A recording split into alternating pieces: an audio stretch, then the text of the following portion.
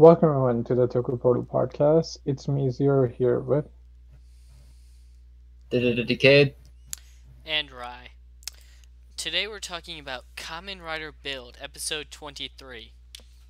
Uh, Now, at the beginning of each episode, one of the characters will do a recap of what's happened so far. And this week, for the first time, Sawa is involved with that. Uh, she kind of jumps in to mention to Sento, like, hey, aren't you going to thank me for telling Banjo you're going to go insane or whatever? Uh, How's about you pay me for that? 50,000. Uh, and I bring this up for a particular reason that'll come up later. Uh, which, uh, in the actual episode, Mizora returns the kill switch to Sento, mad at him for, putting her in that kind of situation in the first place, and asks him to make dinner to make it up. Uh, and she does one of her Miton voices to ask him. Kazumi then hears this and realizes that she's Miton, and begins fanboying all over her, and asks if he can shake her hand. And then Sawa tries charging him 50,000 for it. And I just love everything about this scene. Like, just how she tries to charge him for it, and that actually connects to the recap in the opening, and how he's actually willing to pay double if he can get a photo with her. Oh man. It was definitely a refreshing break from all the tension we've had so lately. So yeah, it was definitely fun. The humor's never been bad with this show. Just keeps getting better. Yeah, I agree. That was a really cute scene. Yeah, plus we've had really downer episodes. I mean, it's not like this one's all that, high and happiness filled, but at least it was a cute moment at the beginning. Uh, Unfortunately, the happiness doesn't last. Masakune, the Prime Minister of Seito, is now in control of both Seito and Hokuto. And he promptly declares war on Toto. Um, so, Kiba, one of the three crows, returns to Hokuto to try and rescue old friends and people there, because Masakune plans on using them to strong arm Kazumi and the crows into fighting for him. Uh, then we enter two characters using the Kaiser Rider system from the Heisei Final movie. A little tie-in there. For anyone that's seen the movie, I haven't.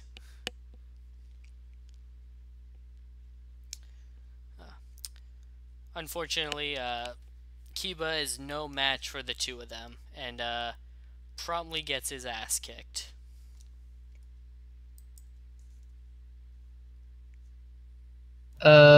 Yeah, the Gear Bros. They're alright. I mean, it's kind of, I don't know, slightly disappointing that their undersuits are pretty much the same as Night Rogue and Bloodstock, but whatever, they're not really important characters. It is kind of interesting that they have to henshin using the same gun. That's kind of cool. But yeah, not much to say. A lot of their materials are the same, actually. Yeah, I mean, it might be just how they were in the movie, but yeah, it's kind of, I mean, it's a little disappointing, but then again, I was like, oh, that's cool. They're separate. Maybe they'll do the fusion thing, but I'm like, yeah, we have like too much double going on in this show. Plus, like, I think Sentai is kind of like doubling down on like characters fusing. So,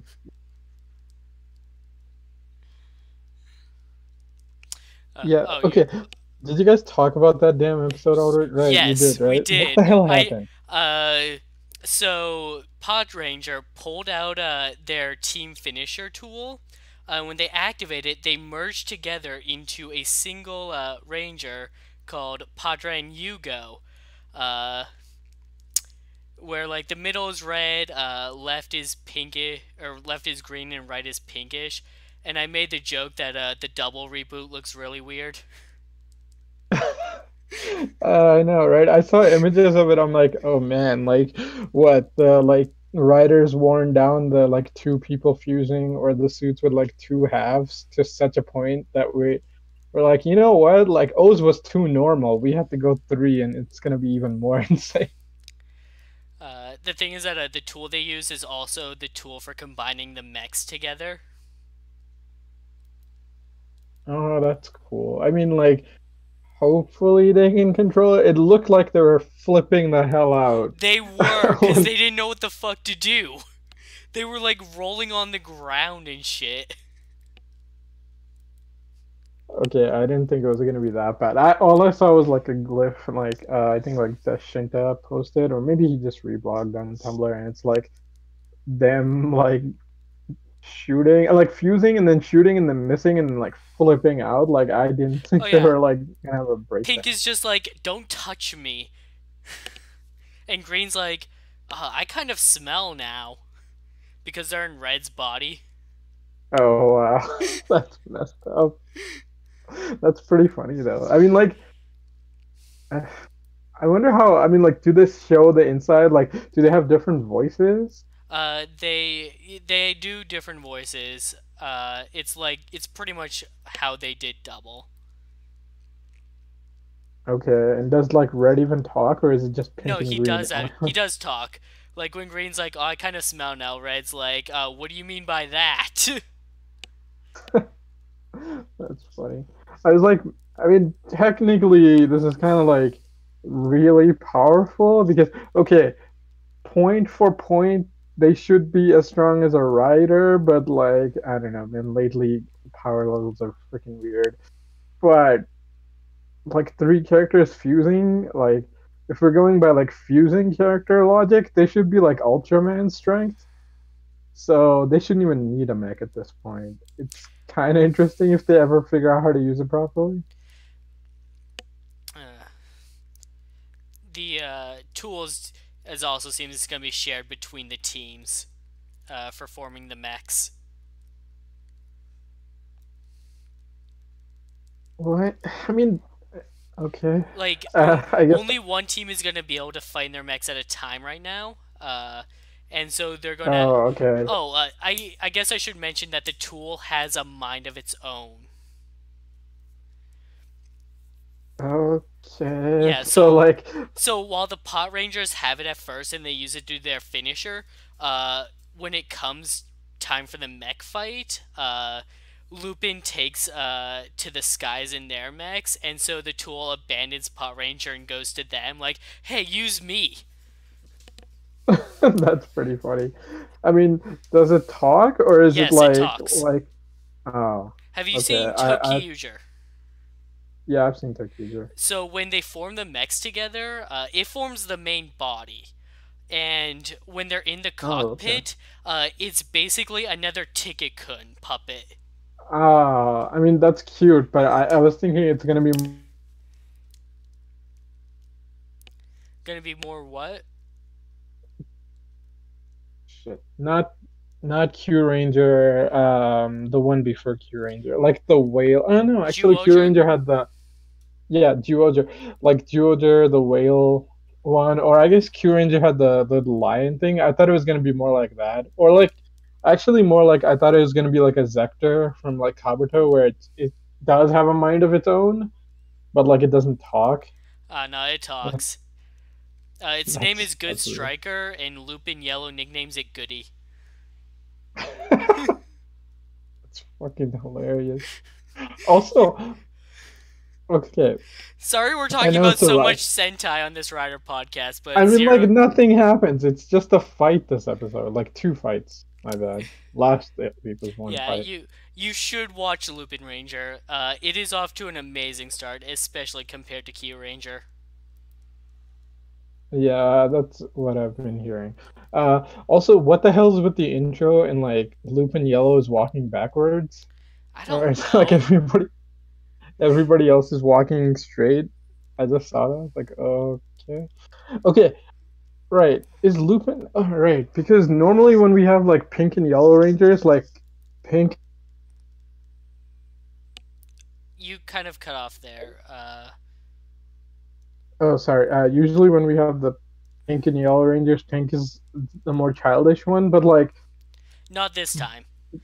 yeah, that's what I was thinking. I'm like, isn't this like Bokenger where it's I the was exact just opposite? going to say it's like Bokenger, because it is. Yeah. That's cool. Yeah. Anyway, decade, get us back on track, man. Me? Say something Gear about Bros. Gear Bros. yeah, the Yes, Gear and Bros. Kiba gets held as ransom, which we will soon see from the transmission. Yeah. Um, where I were? mean, what happens if one of them dies?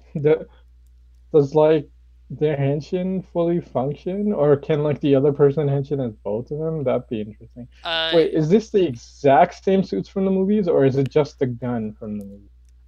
it's definitely the gun, but I don't know about the suits itself. It's the same Yeah. suits, just different colors. That's what I Uh, kind of imagined. well, I mean, I guess that works. They're saving money. I Also, like mean, the Sato guns are all purple. That's an interesting engine item. yeah, and it's not like these guys are going to be very important. I don't expect, at least. They definitely feel like just minor antagonists right now. They're going to serve their purpose, and they're probably going to be gone within like what, 3 episodes. Watch them like last the whole fucking series just to I prove mean, me wrong. They become good guys. yeah, I mean, like Build murdered one of your team. It's cool. He's a good guy now. He's on your team. We can join. Like, oh god, it'd be so bad. The weird thing is, like, I thought, yeah, they do kind of feel disposable, but the thing is, like, they're really strong. So I'm like, they should last a while They because okay, you could say maybe Build in Greece and like I guess freaking Banjo were also weakened because they fought. But I'm like, these guys fought like Kiba and they took a couple hits, so like they're technically stronger than Greece, and Greece is stronger than like Build's like power up form unless he uses hazard triggers. So they're already like way overpowered, and then you introduce like Rogue, and he's like super overpowered. So I'm like, they get killed off soon. That's gonna be insane. I mean, like, okay, I would understand if they had like a plan where it's like, all right, we can't fight three of these fuckers. Let's find the weakest one, and all three of the riders in like Toto take out one of the Sato riders. Then I see could see it happen. I see them as like the alternatives from Ryuki, Oh, where okay. Yeah. That's a good point. Yeah, go ahead. they were just like they were there to help cause conflict, but ultimately they were dispensable characters. I didn't really care for the Yeah, alternatives. I mean, yeah, I guess it does match exactly with the Ryuki. It's like they have good suits, they seem intimidating, but Like like they don't do that much. I like the concept of them being just intruders. The thing is, between them or getting some of the movie exclusives in series, I would have had the movie exclusives in series. Like Kamen Yeah, Rider Fem in the actual show would have been great. maybe. I mean, the thing, I don't know. Like she could have been great, but that would require like we go into like the backstory. Like here's the thing, like Ryuki goes into the backstory, but it's like the problem with Femme would be like she's automatic, like she's a better Ren, right? Like that's the problem. You can't put her in the show. She's basically Ren, but with a better reason to fight. So at that point, it's like, okay, Ren's going after like Asakura, but like Asakura's a fan favorite, so he's not gonna die. And then you put in Femme, who really has a good reason to go after Asakura, and then like you hit like halfway or two-thirds, and like basically the whole cast wants Asakura dead, but he's gonna stick around. So it's like you can't add that many people. Whereas like Ren, it's like he has a good reason, but like in the show, it's a little like shaky, so he can change sides. Whereas if you put Femme, I think the problem would be like Femme is too laser focused on one thing, and like if she takes out Asakura, it's like it's over. Well, that's the And if thing she though. dies, She can't take out Asakura because she wasn't strong enough. yeah, I know, but then the problem is like she's gonna die, and I'm like, oh, it's like Guess there's no what? way. Guess what? There's no. There's a little truth about Kamen Rider Ryuki and people dying. Yeah, but like the first female writer, right, in a show, in like for no, it would she would have been the first female writer in the show, and like she dies. She Like that would have dies sucked. anyways. Yeah, I know, but that's like the movies. It doesn't fucking count. Whereas like in the show, you had a chance to keep it going. You know? Yeah, I know. It's like a weird debate. You're Yeah, right. Like Femme is really I cool, but I think like I don't think the I see series would what do you're her good. saying. Like, I get what you're Like the saying. her yeah, her plot is just the length of one movie. That's the problem. Because like it's you either do the movie, which is a streamlined version, or you drag it out, in which case she never does It, anything and she shows up and she dies. it really comes down to like when they would have introduced her. Yeah, I mean, to be fair, by the end of Ryuki, we introduced like four fucking writers by the end, and it's like what, like 10 episodes to go. So I'm like adding like Femme, I don't think would help. Yeah, it's weird, man. Like the problem is like almost every character in Ryuki could have like their own damn show. So if you're like, oh, add this, yeah, I'm like they're cool and all, but like what else would you take out? You know, because like I mean, we might turn down the Asakura fan service a little bit, I guess. So like he would show up less, but then like Well, we're already barely giving enough people time. Yeah, go ahead. Go ahead. Asakura was originally just supposed to die when Knight got his survive form. He was just so popular that they changed it so he lived. Yeah, and then the other thing is like, let's say we killed him off, which makes sense because like he's strong, but he's not like impossibly strong. Like Zolda is like way stronger, but like the problem with Zolda is like he's physically getting weaker outside of his suit, you know, and that's what's making him weak. And like Um, while everyone else is fighting, he's really not fighting as much, so he's falling behind in that regard as well. yeah, that's true. Whereas like, let's say we take out Asakura, and then you have like Fem and Ren and like Shinji and like what like Tezuka running around. Like, No, okay, Tezuka either is the dead. yeah, all right, like okay, fine, Tezuka's dead, but like you have Fem running around, and then what is she gonna do? Like the ending is okay, the game permanently stops, or all the good guys murder all the other good guys. Because like that's one of the good things of keeping Asakura kind of around is like at least you kind of have like an end goal. Like he diverts people's attention from the fact that like okay, if we took him out, like all the good guys would have to start murdering each other. And like I don't think the show wanted to get that dark, which is weird because it kind of is that dark. Like it implies it, but like if he was dead, I think they would have gone down like a really dark path. Uh, I don't know, man. We're getting off like a giant Ryuki tangent. Also, I guess Corntavis said, the Hell Bros music is funky. Yeah, all right. So is that just like their soundtrack, or is that just the damn subtitle saying that decade? Well, the funky thing is like the gun because Rogue uses the gun later, and it's just like funky something. So yeah, I don't know. I guess we'll just call it the funky gun from now on. The funk gun.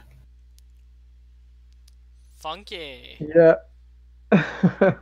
That thing is interesting. The only thing I don't like is when Rogue uses it, like doesn't matter what he does, it has that annoying screaming effect at the end. I'm like, all right, once for henching, it's fine, but like when his attack hits, I'm like, oh, this is not mixed well, or it's just not working. What do you guys think?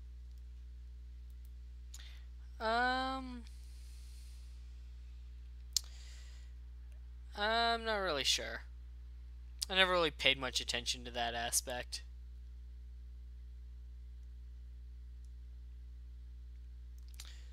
Uh, anyways, so uh,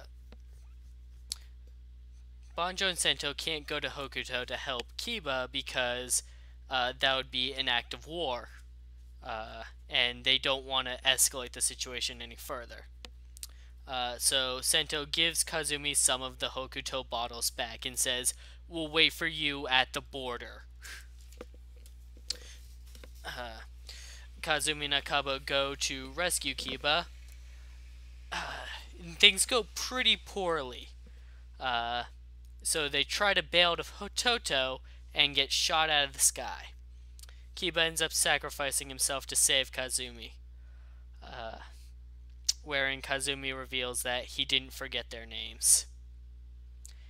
It is a tragic death scene. I know I called Kiba dying, but I wanted to be wrong. Yep, that was definitely some heavy feels, and Kiba's actor was really freaking good. Probably one of the best deaths I've seen in a while from Toku. Uh, yeah. I mean, I knew it wasn't gonna happen, but it felt like they were gonna kill off Akaba as well. Just knowing how freaking dark this show has been at times, I felt like they were gonna go 2 for 1, but I'm glad he's still alive for now. For now. Yeah, I mean, power level is so fucking annoying. We have to go back to like power level, but like power level wise, like he's already kind of tapped out, so like it feels like he's gonna die, but like I don't want any more of these guys to die because it's always so fucking sad.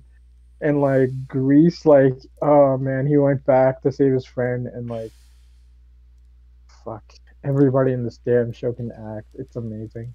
Like it's you know what? It's true. Like fucking put this next to like another goddamn like superhero show running right now, and it would fit right in. It's that good. Hell, it's probably better if we tone down the gimmicks just a little bit. But then again, even the fights have been relatively solid, or less gimmicky. So it's working out. Yeah, like when they're trying to get away, and like Grease is like using his helicopter blade thing and like flying them out, and like he gets shot in the back. I'm like, oh fuck, like catch him, do something, and like then you just see him like fall like really hard, and I'm like, okay, maybe the other guy caught him, and then like you see him right next to him, and then you have that amazing scene. I'm like, fuck, the show knows how to get you, man. It's so good. And also, I agree with Decade. I thought like their third member, the red one, was also gonna die in this because I'm like, holy shit, Grease! It like you're pretty much dead, and like, how are you gonna escape this? I mean, they did, which was good, but like, yeah, I thought like Like I knew Grease wasn't gonna die, but because like he's a writer, we don't generally just kill them off along with their friends. But like it felt like he could have died. Also, there was that like amazing shot when like Kiba like disintegrates and stuff, and it like zooms it up top, and you see like Grease just sitting on this like little like island type thing. I mean, it's weird because like technically there should be two riders and Red standing right there, but like for the moment, I mean, for the emotional moment, like it makes sense. There's nobody around to get that shot. It was great, but like yeah, continuity wise, it's a little weird. But man, acting's so good. Also, all right. So Quintavis says the screeching is because of the crocodile crack full bottle, and the standby music is Jaws music. Yeah, I also got the worry that Akabo is also gonna die. Uh, at this point, it seems like he might be around for a while at least. Uh, and Kazumi, like, just no henshin, just running up to the bros and just trying to beat them with nothing was incredible. You're right. These actors can act. I mean, the only thing I would have liked is like if Kazumi like did the Banjo thing of just like cracked his full bottle and then like punched them, but I'm like, it's not really using full bottle, so I guess that wouldn't make sense. But like his first appearance, when he like just hits a smash and they like explode. I mean, like he hurts his hand, but that would have been a good callback. But like, I think it makes sense because he was out of power also, so I'm fine with that. He probably also doesn't know about using them in civilian mode. He's probably had little practice with the full bottles. Yeah, yeah. I mean, he did like punch a smash, but like a smash is Oh, so much that's weaker right. than like a yeah when it first appeared. But then again, like a smash is so much weaker than like a hard smash, which is so much weaker than these new guys and riders. So like, I don't think it would have done much. Kazumi and Akaba escape to Toto. The bros follow, and Sento and Banjo take over the fighting. Uh, now that they're in Toto, they can fight in defense.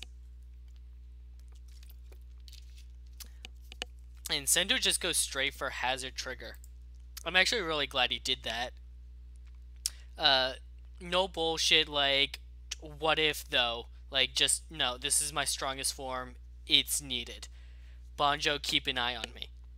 And he does. It's nice to see that Sento is actually also getting more used to using it as his hazard level increases. I have to wonder, like, are we going to be getting a new upgrade soon?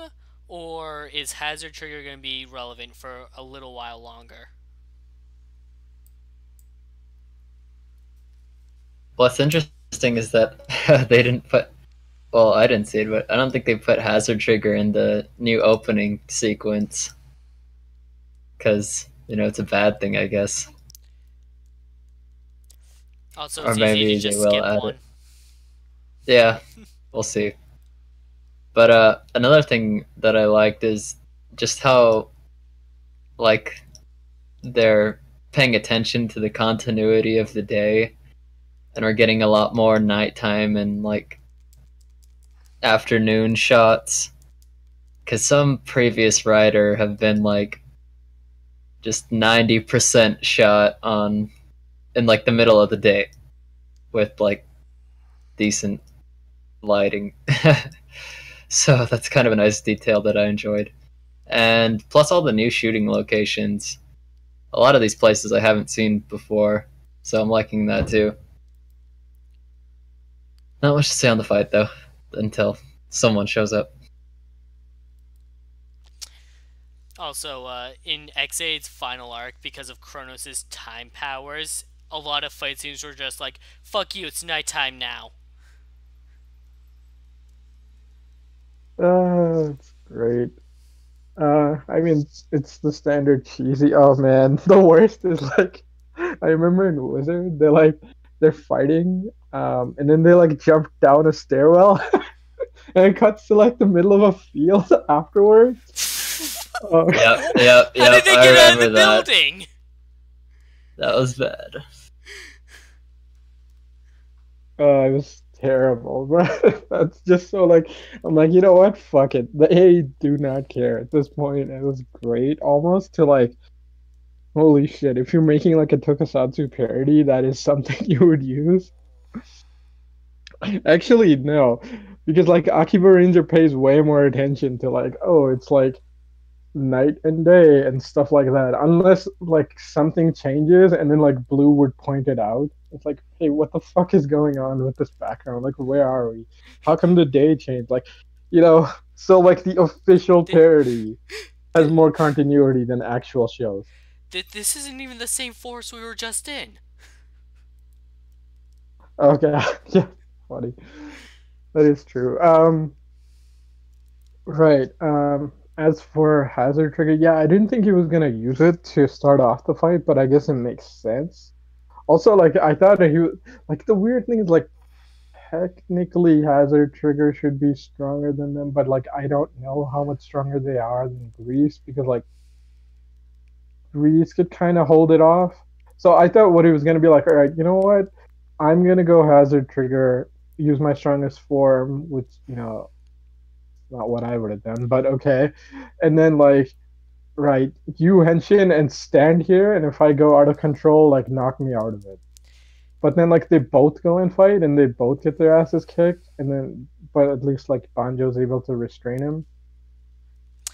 It's That pro was a weird fight. it's Yeah, go ahead. probably because Hazard Trigger is too strong for them that they did this the way they did, with Sento losing control in like 20 seconds and having to abandon the form before he could actually take one of them out. That is a good point. Yeah, they probably would have gotten. Yeah, you know what? That is a good point. They probably would have just gotten killed in their like first episode. At least one of Uh, them would have been taken out, and we would have started to wonder, are these guys actually a threat?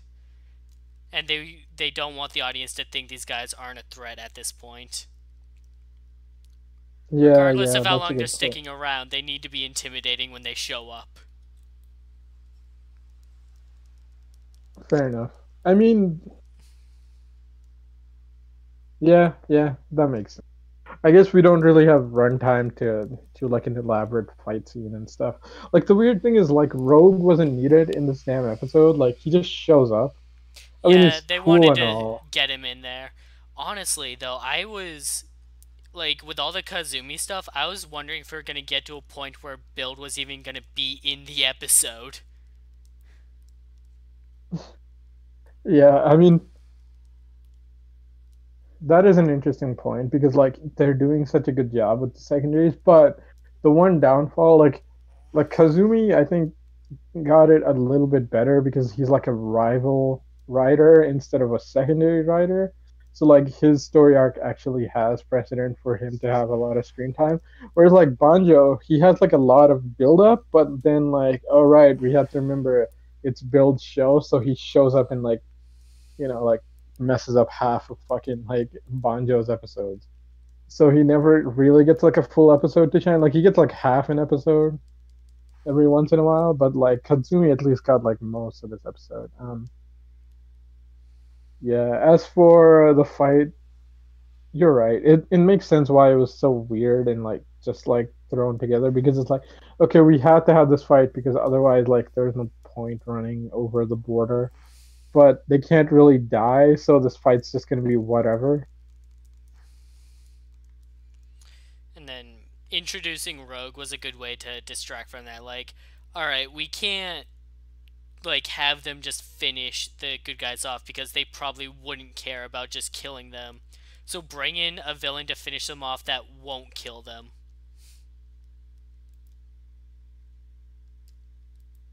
At least that's just my thought on that.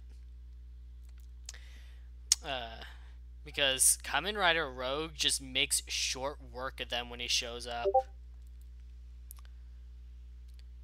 And of course, to little surprise, he does end up being Gentoku. And that's the end of the episode.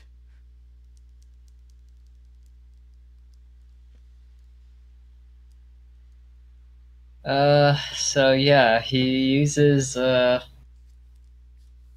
some sort of, it's like a full bottle, but it's a glass full bottle, so it cracks when he uses the splash driver. Pretty interesting. I don't know. I actually enjoyed the scream, but yeah, it could get old after a while. The suit is gorgeous, though. Like, holy crap, I love it. It's even better than zombie Genims. So yeah, props. Yeah, I mean, like I'm fine with the screaming and the henshin. It's just like when he does the finisher, I'm like, that wasn't fair. Because it's kind of off timed. And it just feels weird. Like for a henshin, it's okay because that's like the theme. But then like for a finishing move, it's just like this audio clip is too damn long. Like it hit, and the enemy's like flying away, and this attack is pretty much over, and then you hear the scream. It's like, all right, maybe if you wanted like a dramatic effect, you had to shoot it right. They didn't do that. I mean, that's not to say like that fight wasn't badass because like him fighting like Banjo and him fighting like Build and stuff, like that was awesome. And him just like taking their like best shots. Like to be fair, like Sato's like lower level. Well, they're not riders, but like the lower level grunt guys are super strong. So like, of course, their Kamen Rider is gonna be even stronger. So it makes sense. Yeah, I agree. That suit is fucking great. Um, Especially because like, I mean, I think the reason for like the broken bottle is because the Splash Driver is like a gel form, so it's just higher nebula gas. Whereas like full bottles have nebula gas, but they're sealed off. So like maybe cracking it releases more nebula gas. I guess so. It's maybe like the same power level. The only problem I have with this, like not the suit and not the fighting, because that looked awesome. Like I love the effects when he's like hitting like Banjo and he goes like flying and then he hits like Bill and they go flying and like Bill does his finisher and he like pushes back Rogue a little. That was really well done. Um, it's just like the only question I have is like how fucking long was Gentoku away to get this power level? Because at first I'm like, all right, maybe it might be Gentoku, it might be somebody else. Like if it was somebody else, then it would make sense why like Sato's uh, He like had minion. more Yeah, or go ahead. less 2 weeks. Actually, What wait, what 3 weeks. what did he do? Go in the hyperbolic time chamber? I don't know. I mean, technically 3 weeks is enough time because That it's could mostly explain the like hair. Yeah, you just didn't get a yeah, haircut.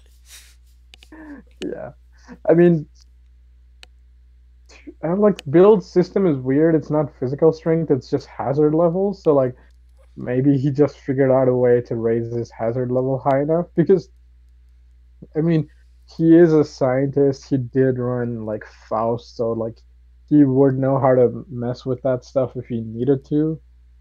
And like obviously, well, we the problem is like we haven't seen the movie, so we can't know what the fuck the movie did, which would allow like people to get stronger. Like we don't know how the movie drivers work. That's the problem. And like Sato's Kamen Rider, this Kamen Rider Rogue is using the same gun, so that might just inherently make him stronger. And he just had to do the Banjo thing of just learn to like overcome the resistance to using his driver and use it properly. So like yeah, 3 weeks is enough time for that. It's just yeah, like the timing seems a little. It's just it feels like they introduced Rogue too early, but like I guess plot wise it's necessary because they're clearly setting up an arc with him trying to like take over the government or like whole run it with Sato backing him up. I don't know what the hell's going on, but next episode seems interesting. Can I also just say how brilliant this execution of bad guy becoming good guy is? Because that's a trope that needs to be handled with care. And Kazumi is already established as a character that isn't a villain. He just happens to be fighting for the other side for his own reasons. That side now no longer exists. And the two remaining sides, one of them is trying to strong arm him, and the other one is offering a friendly hand.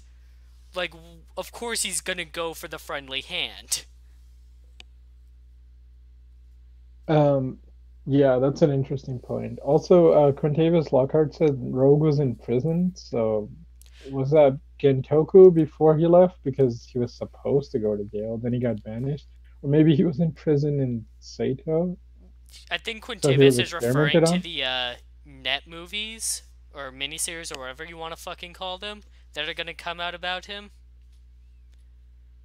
Oh, yeah, yeah, that might make sense. Because he is shown to be in jail in that. So that could be like those 3 weeks where we don't see him. I never really thought about when they take place. Yeah, I thought that was like taking place before, like it would show him creating Faust and stuff, but if they're doing the thing where like you know how like Star trains build for like a week and that's the mini series on YouTube or whatever. It would make sense if they're doing the same thing where it's like, yeah, Gintoku's been gone for like 3 weeks. That's when the mini series takes place. Okay, that's a good explanation. Again, though, it's one of those fucking annoying things of like, put the damn backstory in the show, Toei. Like, this is getting out of hand. Uh, Alright, final thoughts. This was a really good episode. Uh, I really enjoyed it. I still enjoyed Rogue's first like fight, his introduction battle, and I look forward to seeing where they go with Gangtoku.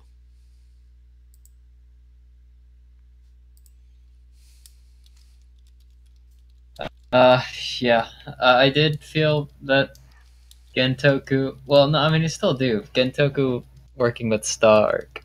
Like, yeah, you can work with Utsumi, but that kind of throws me off. But we'll see. Gentoku's actor's awesome, so it'll work. Yeah, that's what I was thinking too. I'm like, unless like he's gone through some serious shit or he's kind of brainwashed. Like I don't see him working that willingly with Stark. I mean, like maybe it's because he really wants to take over Toto, and he's like, you know what, fuck it, I don't care. Like once I take over the government, I'm gonna come and kick your ass, Stark. Like that might be one reason why he didn't kick his ass. Um, as for Rogue, yeah, Rogue's great. That suit's great. His finisher, oh man, that rider kick is fucking awesome. It's probably like the best like dual leg rider kick out of all of them. I mean, there's a couple of them throughout the ages, but I think it's probably the best one. And like it totally explains the stupid crocodile theme. I mean, it's not that terrible because the suit is good. It's just, like a random choice. Um yeah, otherwise really solid episode. Well, thanks for joining us tonight, everyone. Uh, we'll be back next Tuesday for more Lupin Ranger versus Pot Ranger, and next Wednesday for more Kamen Rider Build. See you next time. Thanks for listening. Thanks for joining us everyone and we'll catch you next time.